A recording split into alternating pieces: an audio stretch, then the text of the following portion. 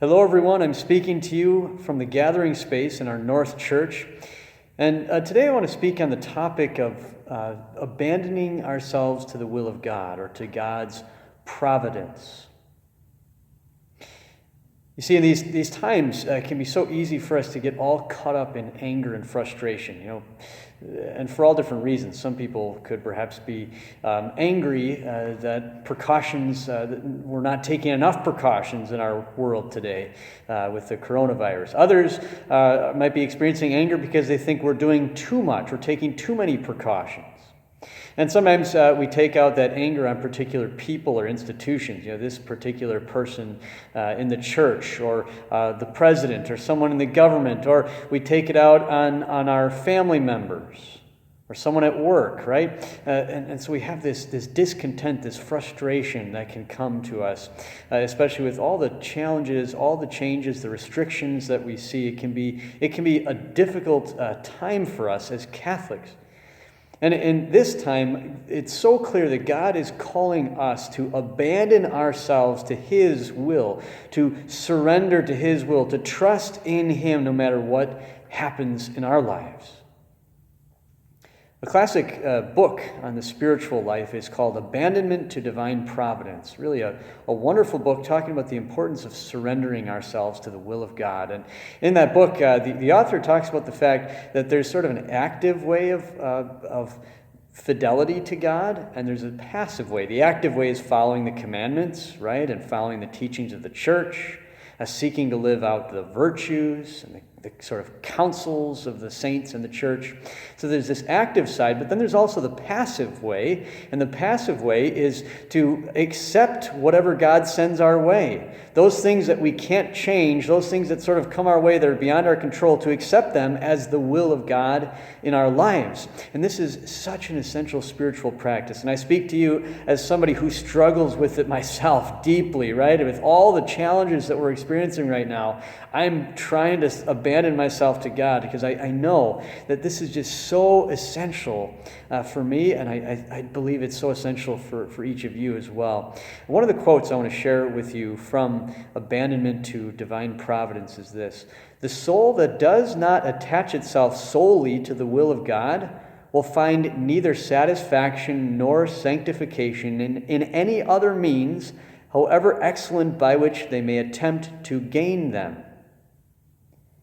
If that which God Himself chooses for you does not content you, from whom do you expect to obtain what you desire? If you are disgusted with the meat prepared for you by the divine will itself, what food will not be insipid to so depraved a taste? No soul can be really nourished, fortified, purified, enriched, and sanctified except in fulfilling the duties of the present moment." In other words, if we are not abandoned to the will of God, if we don't surrender ourselves to God's will in our daily lives, we are not going to be happy.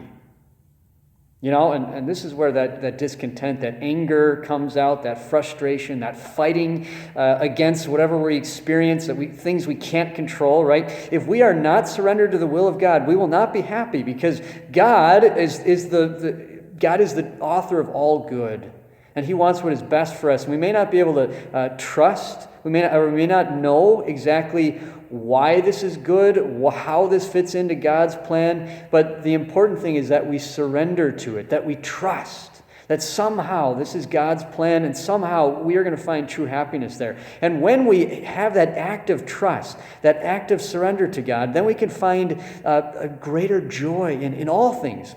Another quote for you from Abandonment to Divine Providence: "He who knows," speaking of God, "he who knows that a certain," not speaking of God, this is an example that he gives. "He who knows that a certain person in disguise is the king behaves towards him very differently to another who only perceiving an ordinary man treats him accordingly.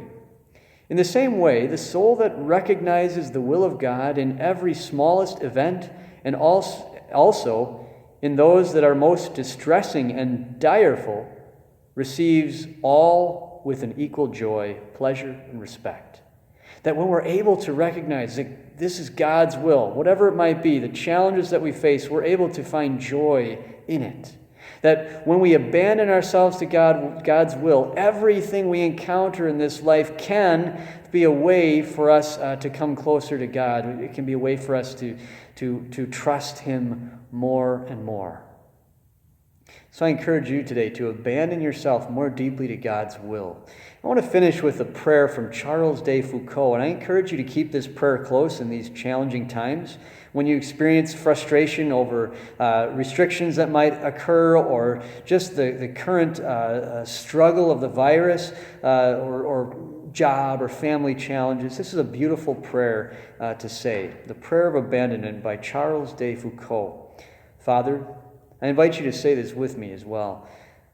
Father, I abandon myself into your hands. Do with me what you will. Whatever you may do, I thank you. I am ready for all. I accept all. Let only your will be done in me and in all your creatures. I wish no more than this, O Lord. Into your hands I commend my soul. I offer it to you with all the love of my heart.